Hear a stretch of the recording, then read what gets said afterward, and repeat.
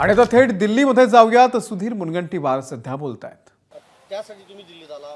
ते कोणी नको हा कार्यकर्त्यांचा आग्रह नाही आहे. निष्ठावान कार्यकर्ता हवा असा आग्रह आहे.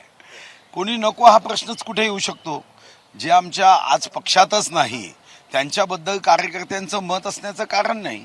कार्यकर्त्यांचं मत एवढंच आहे की 25-25, 30-30 वर्ष ज्यांनी पक्षाचा झेंडा हाती घेऊन पक्षाच्या विचाराला पुढे नेलं त्या कार्यकर्त्याची निवड व्हावी आणि आम्ही सर्व कार्यकर्ते प्रयत्नाची पराकाष्ठा पूर्ण जीव तोडून काम करू, पण आपला आमदार निवडून आणू.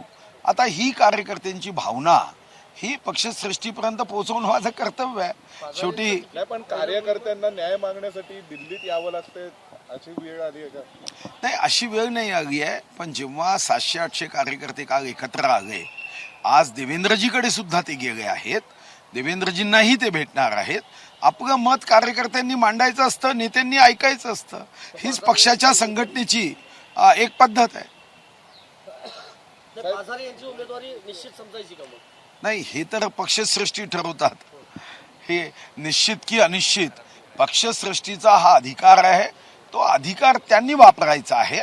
पण एक कार्यकर्त्यांनी दुसऱ्या कार्यकर्त्याची भावना इतक्या वर्षाच्या अनुभवावरून ही पोहोचवणं ही माझी जबाबदारी आहे. तुमच्या पक्षाकडे किती कॅन्डिडेट्स आहेत निवडून येण्यासाठी त्या जागेवरती? नाही, त्या जागेवर तर आमच्याकडे तसे आता सध्या तर 3-4 कॅन्डिडेट आहे, पण त्याच्यातही सर्वांनी एकमतानी, इतरही कॅन्डिडेटनी एकमतानी ब्रिजभूषण पाजारे यांचं नाव सांगितलं. नवाब मलिक यांना सातत्यानं तुमचा पक्षाचा विरोध आहे, ती निवडणूक लढवणार नाही असं कालच्या महायुतीच्या बैठकीतून बातमी समोर आली होती. मात्र सना मलिक म्हणतायत ते निवडणूक लढवणार आहेत. नाही, मला त्यांची माहिती नाही, कारण ते माझ्या पक्षात नसल्याने राष्ट्रवादी अजितदादा गटात आहेत आणि म्हणून त्याची जास्तीची माहिती अजितदादाचा पक्ष किंवा त्यांचे प्रवक्तेच देऊ शकते. भाऊ, साधारणतः महायुतीच्या जागा नेमकं वाटप कधी, कारण घोषणा फॉर्म्युल्याचा अजून झालेला नाहीये. साधारणतः तुमचा पक्ष किती जागा लढेल? जागा वाटप झाले आहे, फक्त पत्रकार परिषद घेऊन सांगण्यासाठी ती योग्य वेळ निश्चितपणे साधली जाणार आहे. वाटप झालं आहे, वाटपाबद्दल कुठं अडचणी आहे. सर्व पक्षामध्ये जर बघितलं आपण तर घराणेशाही आहे. सर्व पक्षामध्ये ज्या पद्धतीने तिकीट वाटप झालं हे सगळं घराणेशाही वाटतंय. आई वडिलाला तिकीट, मुलीला तिकीट, बायकोला तिकीट, नुसतं तिकीट वाटप, कौटुंबिक तिकीट वाटप झालेलं आहे. नाही, आता असं आहे, जनतेने योग्य विचार करायचा असतो. या तिकीट वाटप झाल्यानंतर जनता जर निवडून देईल तर निश्चितपणे मग प्रत्येक राजकीय पक्षाला निवडून येणं महत्वाचं असल्याने मग असे विषय मागे पडतील. पण घराणेशाहीचं असं झालंय की एका पक्षातून जर समजा तुमच्या पक्षाला घराणेशाही चालत नाही तर मित्र पक्षाकडे जातात तिकीट म्हणजे राणेंच्या कुटुंबातून तिसरा व्यक्ती तिकडे गेले.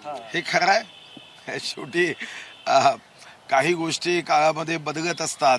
तशा आता सध्या आपण ते बदलताना पाहतोय की एका पक्षाकडे तिकीट नाही. कारण याचं साधं कारण आहे, एका पक्षाचं महाराष्ट्रामध्ये सरकार हा आता आपण 1995 नंतर बघितलं तर एका पक्षाचं सरकार हे कालबाह्य झालं आणि त्याचा परिणाम मग अशा प्रसंगामध्ये होतो की काही जागा एखाद्या युतीतल्या किंवा विकास आघाडीतल्या पक्षाला घडवायच्या असतात. मग एकमेकाला सहकार्य करायचं आणि मग त्यातून अवघे धरू सुपंथ त्या मार्गावर जायचं असतं. आणि म्हणून मला असं व्यक्तिगत रीतीने वाटतं कधी कधी आपात धर्म म्हणून असे प्रसंग स्वीकारावे लागतात. हे शाश्वत नाही आहे, आपात धर्म म्हणून स्वीकारावे लागतात. तुमचा पक्ष हा घराणेशाहीवर टीका करत आला, काँग्रेसवर टीका करत आला, मात्र आज तुमच्या पक्षाला असं म्हणावं लागतंय. हा काळानुरूप झालेला बदल आहे. कधी कधी मी सांगितलं आपात धर्म म्हणून स्वीकारावा लागतो जेव्हा जनहित आपल्या राजकीय क्षेत्रामध्ये निवडणुकीच्या माध्यमातून जनहित महत्वाचं असतं, राष्ट्रहित महत्वाचं असतं. आज महायुतीचं सरकार या महाराष्ट्रात येणं हे फक्त कोणी मुख्यमंत्री कोणी उपमुख्यमंत्री व्हावा यासाठी नाही आहे.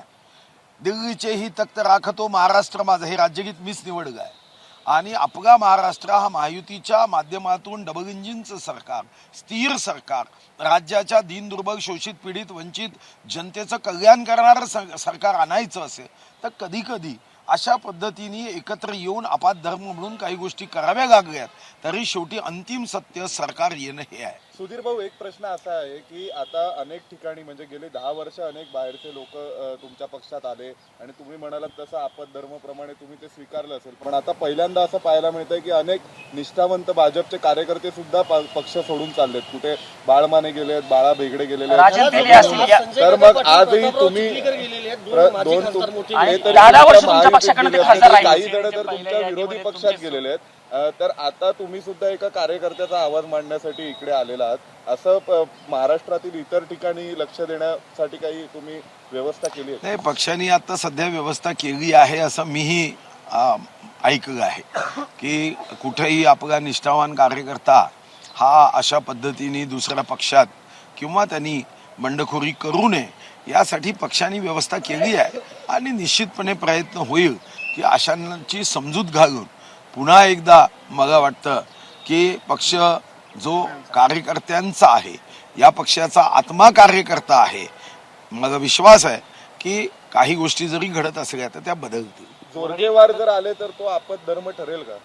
नाही, मी आपल्याला सांगितलं की आज निष्ठावान कार्यकर्त्याला तिकीट द्यावी एवढाच आग्रह आहे. आता हा प्रश्न उपस्थित होत नाही. त्यांनी 10 पक्ष बदलवले आहे.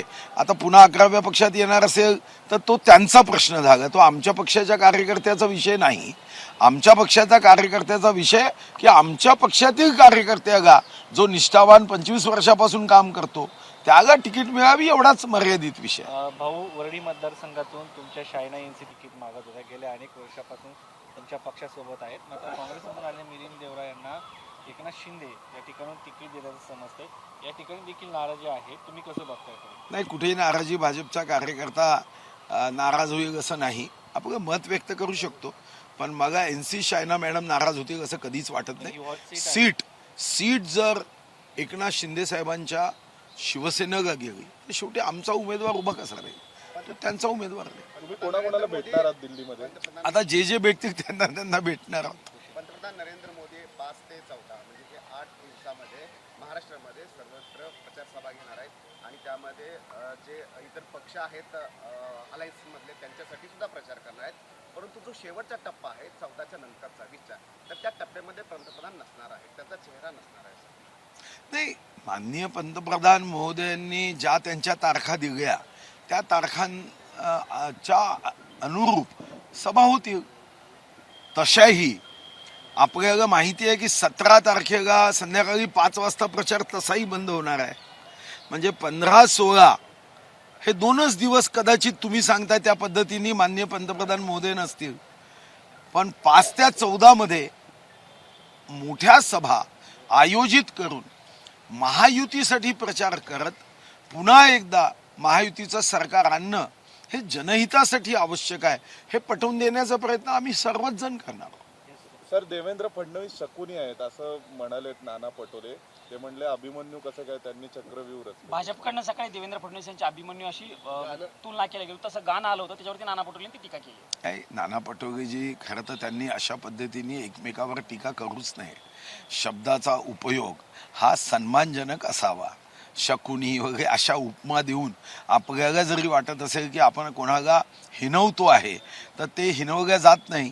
असं हिनवण्याचा प्रयत्न करणाऱ्यांच्या बद्दलच मत प्रतिकूल होते असं म्हटल्याने देवेंद्रजीचं नुकसान होणार नाही, पण नाना पटोलेची प्रतिमा मात्र आता त्यांना CM व्हायचं आहे, पण मग मात्र ते DCM सुद्धा होऊ शकणार नाही एवढं नक्की. सर, तुम्ही राजधानी दिल्लीत आलात, कोणाला भेट देणार? नाही, पहिली भेट तर तुमच्याशी घेतली आहे. आता एकदा पार्टी ऑफिसमध्ये जाऊन बाकीच्यांशी भेट घेण्याचा प्रयत्न करतो.